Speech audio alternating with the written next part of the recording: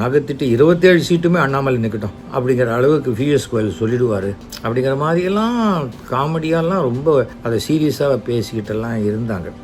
அன்றைக்கே எடப்பாடி அவர்களை பற்றி அதிமுக என்ன, எடப்பாடி யாரு அப்படிங்கிறத பிஜேபி கணிக்க தவறி விட்டார்கள். எடப்பாடி மேலே கேஸ் இருக்குது, எடப்பாடி ஏதாவது பண்ணினா அப்படியே மடக்கிடலாம், அப்படியே கதற வச்சிடலாம், மண்டி போட வச்சிடலாம்.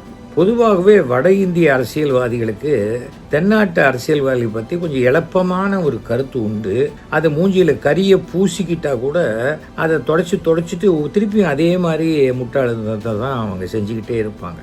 இப்போ 200 சீட்டு ஜெயிப்போன்னு திமுக சொல்கிறாங்க, நான் 210 ஜெயிப்பேன்னு இவர் எடப்பாடி அவர்கள் சொல்கிறாங்க, இவர் 235 ஜெயிப்பேன்னு விஜய் சொல்கிறாரு. இன்னும் சில பேர் ஆர்வ கொள்ளாதான் நான் 250 கூட ஜெயிப்பேன். இந்த பிஎஸ் கோயல் மாதிரி ஆட்களுக்கு தமிழக அரசியல் தெரிய வாய்ப்பே கிடையாது. அவங்க இங்கே பேசிகிட்டு இருக்காங்க, வாரிசு அரசியலே இல்லாத கட்சி. வாரிசு அரசியல் என்ன? வாரிசு அரசியல் இல்லை. எடப்பாடி பழனிசாமி அவர்களை பொறுத்த வரைக்கும் அவர் எனக்கு நெருங்கின நண்பர்கள்லாம் கிடையாது. ஆனால் அரசியலில் வச்சு செய்யறது இல்லை, அதை வச்சு செஞ்சிட்டாரு. பிஜேபி நல்லா சிறப்பாக செஞ்சுட்டாரு. சென்னையில் ப்ராப்பர்ட்டிஸ் தேடுறீங்கன்னா finebhk.com போங்க. மேஜிக் ப்ராப்பர்ட்டிஸை ஏஐ உங்களுக்கு சஜஸ்ட் பண்ணும். இதில் நேற்று வரைக்கும் பெரிய அப்படியே உலகமே ஈரான் யுத்தத்துக்கு சமமாக அண்ணாமலைக்கு சீட்டு கொடுத்துருவாங்களா மாட்டாங்களா, அண்ணாமலை ஏற்றுப்பாரா மாட்டாரா, மோடியே வராரு, மோடி அண்ணாமலையை தோளில் உட்காத்தி வச்சுப்பாரா, பக்கத்தில் உட்காத்தி வச்சுப்பாரா, ஃப்ரண்ட்டில் அப்படியே நிற்க வச்சுப்பாரா, இந்த அளவுக்கெல்லாம் அண்ணாமலையுடைய ரசிக குஞ்சுகள் அப்படியே பதறி அடித்து கொண்டு வந்தது ரொம்ப வேடிக்கையாக இருந்து அண்ணாமலைக்கு என்னமோ கொடுத்துருப்பாங்க. அந்த 27 பேரையும் நகர்த்திட்டு 27 சீட்டுமே அண்ணாமலை நிற்கட்டும் அப்படிங்கிற அளவுக்கு பிஎஸ் கோயல் சொல்லிடுவார் அப்படிங்கிற மாதிரியெல்லாம் காமெடியாலாம் ரொம்ப அதை சீரியஸாக பேசிக்கிட்டெல்லாம் இருந்தாங்க. ஆனால் கடைசியில் அண்ணாமலைக்கு சீட்டு இல்லை பெப்பே அப்படின்ட்டாங்க டெல்லி. இதுக்கு என்ன காரணம்? அண்ணாமலையை பொறுத்த வரைக்கும் அண்ணாமலையே இந்த பதவியில் இருந்தால் நான் கூட்டணியே கிடையாதுன்னு எடப்பாடி சொல்லிட்டார். அப்புறம் அண்ணாமலையை நகர்த்தி நயினார் நாகேந்திரன் தலைமை பதவிக்கு அவர் மட்டுமே அப்ளிகேஷன் கொடுத்து அவர் தான் தேர்ந்தெடுக்க போகிறார்னு அவருக்கு கமலாலயத்தில் 4:15 மணிக்கு தெரிந்த பிறகு 4:30 மணிக்கு வீட்டிலேருந்து கிளம்பி ஐடிசிக்கு போனார் எடப்பாடி அவர்கள். அன்றைக்கே எடப்பாடி அவர்களை பற்றி இந்த அதிமுக என்ன, எடப்பாடி யாரு அப்படிங்கிறத பிஜேபி கணிக்க தவறி விட்டார்கள். எடப்பாடி மேலே கேஸ் இருக்குது, எடப்பாடி ஏதாவது பண்ணினா அப்படியே மடக்கிடலாம், அப்படியே கதற வச்சிடலாம், மண்டி போட வச்சிடலாம். கட்சிக்குள்ளே நடக்கக்கூடிய பல விஷயங்கள், கூட்டணியில் கட்சி தலைவராக ஜெனரல் செக்ரட்டரியாக அவர் செய்வார்னு டெல்லி எதிர்பார்த்தது மிகப்பெரிய தவறு. அது மிகப்பெரிய ஏமாற்றத்தையும் கொடுத்தது. பொதுவாகவே வட இந்திய அரசியல்வாதிகளுக்கு தென்னாட்டு அரசியல்வாதிகளை பற்றி கொஞ்சம் எளப்பமான ஒரு கருத்து உண்டு. அது மூஞ்சியில் கரியை பூசிக்கிட்டா கூட அதை தொடச்சிட்டு திருப்பியும் அதே மாதிரி முட்டாளத்தை தான் அவங்க செஞ்சுக்கிட்டே இருப்பாங்க.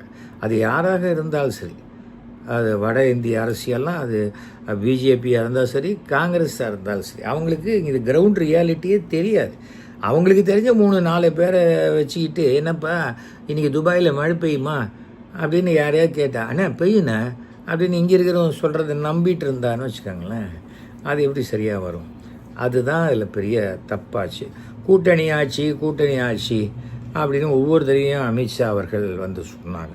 அவருடைய ஆசைப்படி கூட்டணி ஆட்சி அவருடைய வட மாநிலங்களில் வேணால் நடக்குமே தவிர திராவிட மண்ணான தமிழ்நாட்டில் வாய்ப்பே கிடையாது.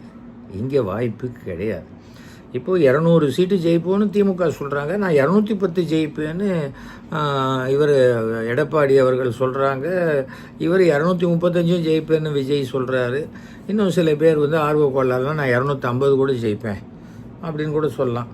அது மாதிரி சொல்கிறதுக்கு வாய் தானேங்க, அதெல்லாம் ஒன்றும் இல்லை. எனக்கு தெரிந்த வரைக்கும் இதில் கண்டிப்பாக 170 இடங்களுக்கு மேல் திமுக கூட்டணி பெற்று ஃபுல் மெஜாரிட்டியோட திமுக தான் 7வது முறையாக ஆட்சி அமைக்கும். 2வது முறையாக என்னுடைய அருமை நண்பர் ஸ்டாலின் முதலமைச்சராக அமர்வார். இதை விட்டுருங்க. இப்போ நம்ம போகிற டாப்பிக்கை அண்ணாமலைக்கு கொடுக்கல.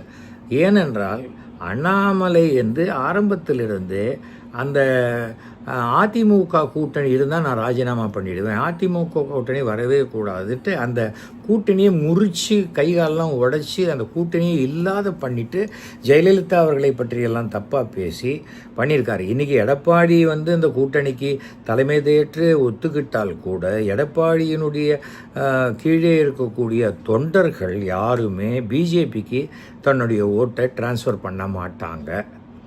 ஓகே, தவிர இவங்க கேட்ட 27 தொகுதி கொடுக்கவே இல்லை. காங்கிரஸை விட நீங்கள் ஒரு சீட்டு குறைச்சல் தான் இங்கே அப்படிங்கிறத ப்ரூவ் பண்ணி 28 சீட்டு டிஎம்கே கொடுத்தா நான் 27 தான் கொடுப்பேன் அப்படின்னு 27 முடிச்சிட்டாரு. எங்கே முடிச்சிட்டாரு? எங்கெல்லாம் வந்து பிஜேபியே ஒன்றுமே இல்லை, 10 பேர் 15 பேர் இருக்காங்க, ஒரு கொடிக்கம்பம் கூட நட முடியாத இடம், அந்த இடத்துலலாம் பிஜேபிக்கு கொடுத்துருக்குறாங்க. பிஜேபியும் எப்படின்னு சொன்னாக்க யார் தலைவரோ அந்த தலைவர் அண்ணாமலை இருந்த வரைக்கும் அவர் வந்து பிரபலப்படுத்தினார் பிஜேபியை. ஆனால் அதைவிட தன்னை முன்னிலைப்படுத்தி கொண்டு தனக்கு விசுவாசிகளை சேர்த்து கொண்டாரே தவிர பிஜேபிக்கு விசுவாசிகளை சேர்க்கிற அவர் பிஜேபியில் தலைமை பொறுப்புக்கு வந்த உடனே செஞ்ச ஒரே ஒரு விஷயம், ஒரு பிராமணன் கூட இந்த கட்சியில் எந்த பதவியிலும் இருக்கக்கூடாதுன்னு சொல்லி அத்தனை பேரையும் ஒழிச்சு கட்டினார். ஆர்எஸ்எஸில் அது பண்ண முடியல, ஆனால் இதை ஒழிச்சு கட்டினார். இதில் தப்பிச்சது வந்து பலியானது வந்து கேடி ராகவன், தப்பிச்சது வந்து எஸ்ஆர் சேகர், திருப்பதி நாராயணன். 2 பேருமே பர்சனல் இண்டிவிஜுவல் ஒரு குவாலிஃபிகேஷன் இருந்ததுனால தப்பிச்சிட்டாங்க. அங்கே கையை வைக்க முடியல அவங்க 2 பேர் மேலேயும். அதனால் ஆனால் அவங்களுக்கும் வேறு எந்த சீட்டும் இல்லாத மாதிரி பார்த்துக்கிட்டாரு. கேடி ராகவனையும் சீட்டு இல்லாத பார்த்து இல்லை அந்த மாதிரி அப்படியே 2024 வரைக்கும் அப்படி தான் பண்ணி இவர் வெளியில் போன பிறகு நயினார் வந்தோன்னே இவர் பண்ண அரசியலை நயினார் இவருக்கு ஆப்பு வச்சு பண்ணிட்டார். ஏன்னா நயினார் அந்த 4 கோடி ரூபா மாட்டினதுக்கு இவர் தான் காரணங்கிற ஒரு பேச்செல்லாம் இருந்தது. அண்ணாமலையானால் தான் அவர் மாட்டினார்ன்றது இருந்தது, அதெல்லாம் இருந்தது. அப்புறம் வந்த உடனே இவர் செருப்பு போட்டுக்க மாட்டேன்னு சொன்னோன்னே ஒரு ஜோடி செருப்பு வாங்கி கொடுத்தாரு, இது வச்சுக்கோங்கன்னு. செருப்பை யாராவது வாங்கிப்பாங்களா? செருப்புங்கிறத தரித்திரம் போகிறதுக்காக தான் யாருக்காவது நம்ம டொனேட் பண்ணுவோம். அதை போய் வாங்கினார் அண்ணாமலை. அது என்றைக்கு அந்த செருப்பை வாங்கினாரோ அது தெரியல. இந்த பிஎஸ் கோயல் மாதிரி ஆட்களுக்கு தமிழக அரசியல் தெரிய வாய்ப்பே கிடையாது. அவங்க வந்து இங்கே பேசிகிட்டு இருக்காங்க வாரிசு அரசியலே இல்லாத கட்சி. வாரிசு அரசியல் என்ன வாரிசு அரசியல் இல்லை? இந்த துரைசாமி இருக்கார் இல்லையா, விபி துரைசாமி, அவருடைய மகனுக்கு தான் சீட்டு கொடுத்துருக்காங்க. அது வாரிசு இல்லையா? அவருடைய வாரிசு இல்லையா? அது மொடக்குறிச்சி ஜெயலட்சுமியா அவங்களுடைய மருமகளுக்கு சீட்டு கொடுத்துருக்காங்க. அது வாரிசு இல்லையா?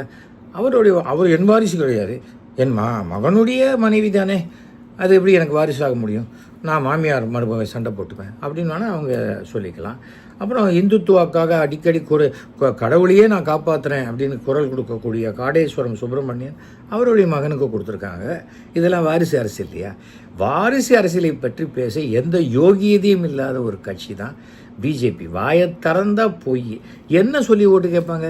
இப்போ தாங்க நாங்கள் 50 ரூபா விலை ஏற்றிருக்கோம் கேஸுக்கு, கொஞ்சம் வேணாலும் வெயிட் பண்ணுங்கள், எலெக்ஷன் டேட்டு முடித்து ஓட்டு போடுங்களேன், 100 ரூபா ஏற்றுவோம், அப்படியே பெட்ரோல் விலை ஒரு 50 ரூபா ஏற்ற போகிறோம், தமிழ்நாட்டுக்கு எந்த பண உதவியும் நாங்கள் செய்ய மாட்டோம், அப்படியெல்லாம் இருக்கிற எங்களுக்கு நீங்கள் ஓட்டு போட மாட்டீங்களா அப்படின்னு என்ன பேசி கேட்பாங்க? இல்லை ஜெயலலிதா புகழ பாடுவாங்களா?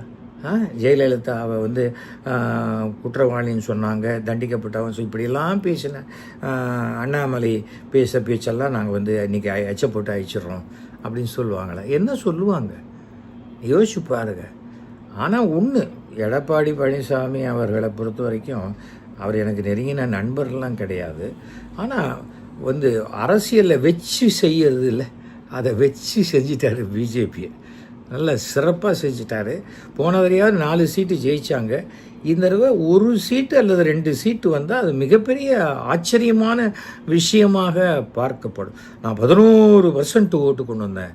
அந்த சினிமாவில் சொல்லுவாங்க 6000 7000, அது மாதிரி 11% ஓட்டு கொண்டு வந்துட்டு ஆட்சி அமைச்சிட முடியுமா? என்ன பைத்தியக்காரத்தனமாக இருக்கு. அதனால் இதெல்லாம் புரியாமல் பேசிக்கிட்டு 7வது முறையாக திமுக ஆட்சி அமைக்கப் போகிறது.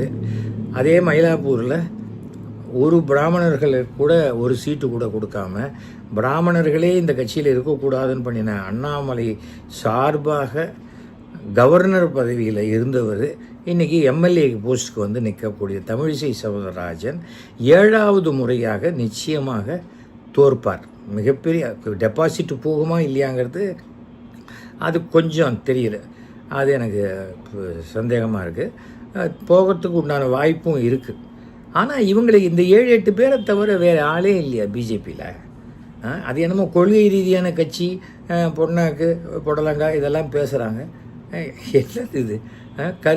இந்த நம்ம தஞ்சாவூரில் ஐ திங்க் கருப்பு முருகானந்தம் அவர் 4 தடவை கொடுத்தாரு, 4 தடவையும் தோற்று போயிட்டார். இளைய கணேசன் இருந்த வரைக்கும் கடைசி வரைக்கும் ஒரு தேர்தலில் ஜெயிக்கவே இல்லை. ஜெயித்தது வந்து எச் ராஜா மட்டும் ஒரு தேர்தலில் ஜெயிச்சு எம்எல்ஏ ஆனார். நிஜமாக கவுன்சிலர் கூட ஜெயிக்கிறதுக்கு எந்த அருகதையும் இல்லாதவங்க எல்லாரையும் எம்எல்ஏ சீட்டு கொடுத்து, அது என்னன்னா அவனுக்கு ஹிந்தி பேச தெரியும், எனக்கு டெல்லியில் லாபி இருக்குது அப்படின்னா ஜெயிக்க முடியுமா? ஒன்றும் ஜெயிக்கவே முடியாது. அதனால் இந்த தடவை வந்து ஃபுல் இதில் 160 சீட்டுக்கு மேலே ஏடிஎம்கேன்னு நிற்கிறதுனால எடப்பாடி அவர்களுக்கு வந்து நிச்சயமான ஒரு இது, அவர் வந்து சிஎம் ஆகணும்னு அவர் நினைக்கிறாரு. ஆனால் அவர் வந்து எதிர்க்கட்சி தலைவர் என்பது உறுதி செய்யப்பட்ட ஒரு விஷயம். அங்கே கூட யாருக்கும் இடம் கிடையாது. பாசக அவங்களுக்கெல்லாம் ஒன்றும் கிடையாது. ஆமாம், ஏன்னா இவங்க கடவுளையே காப்பாற்றுறேன்னு சொல்கிறவங்க, கடவுளை விட பெரிய ஆளுங்க இல்லை. அவங்களுக்கு இதுக்கு அசம்பிளியில் சீட்டு, அவங்க ஏதாவது கோவிலில் போய் உட்காந்து பிரச்சாரங்க பண்ணிட்டோம். அதுதான் சரியாக வரும். இதுதான் நடக்க போகுது. அதனால் அண்ணாமலை வந்து நான் பூத் ஏஜெண்ட்டாக போகிறேன்னு சொல்கிறாரு. நெக்ஸ்ட் டைம் நான் நோட்டீஸ் கொடுக்க போகிறேன்னு சொல்லலாம், என்ன வேணால் சொல்லலாம். ஆனால் இந்த தேர்தல் முடிந்தவுடன் அண்ணாமலை தன்னுடைய பெயரில் சொந்தமாக ஒரு கட்சி ஆரம்பிப்பார் என்பது என்னுடைய ஒரு எண்ணம். ஏன்னா சேர்த்து வச்ச பணம்லாம் இருக்குல்ல, அது செலவழியணும். சேர்த்து வச்ச பணமே இத்தனை கோடி ரூபாய் எதுக்கு சேர்த்து? எல்லாரையும் ஊழல்னு சொன்னார். எத்தனை ஃபைல்ஸ், அத்தனை ஃபைல்ஸ் கொண்டு வந்தார், ஒரு ஃபைல்ஸையும் ப்ரூவ் பண்ணலை. அப்படிப்பட்ட அவருக்கு என்னன்னா, தன் பேட்ச்மேட்டாக இருக்கக்கூடிய தமிழகத்தில் இருக்கக்கூடிய சில அதிகாரிகள்கிட்டேருந்து தகவல்களை தெரிந்து கொண்டு உளவு வேலை பார்த்தவர், அவ்வளோதான். தமிழக அரசும் அன்றைக்கி கொஞ்சம் புட்சாலியாக தனமாக அண்ணாமலையோட பேட்ச்மேட்ஸ்லாம் யாருன்னு தெரிஞ்சுக்கிட்டு அதை சரியாக களை எடுத்திருந்தாக்கா அண்ணாமலைக்கு இந்த எந்த தகவலும் இந்த மாதிரி கிடச்சிருக்காது. தமிழ்நாட்டிலேயே நான் தான் இழிச்சவாயன்னு இன்றைக்கி அண்ணாமலையே சொல்லிக்கிற அளவுக்கு பிஜேபி இருக்கிறது. அண்ணாமலையினால் பிஜேபி கிடையாது. எந்த ஒரு நிறுவனமும் ஒரு தனிப்பட்ட நபரால் வரவே வராதுங்கிறது. நோ ஒன் இஸ் இன்டிஸ்பென்சிபிள்னு நான் பிறந்து இந்த 75 வருஷத்துக்கு ஆச்சு. அதில் என்னுடைய 3 வயசுலேயே எங்கள் அப்பா எனக்கு சொல்லிக் கொடுத்தது. அது இன்னும் அண்ணாமலையோட அப்பா சொல்லிக் கொடுக்கல போல இருக்குது. பாவம், அவங்க அப்பா உடம்பு வேற பார்த்துக்கணும் அவர். அதனால் வீட்டுக்கிட்டே இருக்கிற பூத்தில் ஏதாவது அவர் ஒர்க் பண்ணாக்க அவருக்கு ஏதோ பொழுது போகும். ஓகேயா? யாராவது என்னுடைய கருத்துக்களுக்கு நல்லா இருக்குன்னு நினச்சி சொல்லணுன்னா 9841023545 பண்ணுங்கள், பேசுவோம். நன்றி, வணக்கம். சென்னையில் ப்ராப்பர்ட்டிஸ் தேடுறீங்கன்னா finebhk.com போங்க. மேஜிக் ப்ராப்பர்ட்டிஸை ஏஐ உங்களுக்கு சஜஸ்ட் பண்ணும். மின்னம்பலம்.com தமிழின் முதல் மொபைல் பத்திரிகை.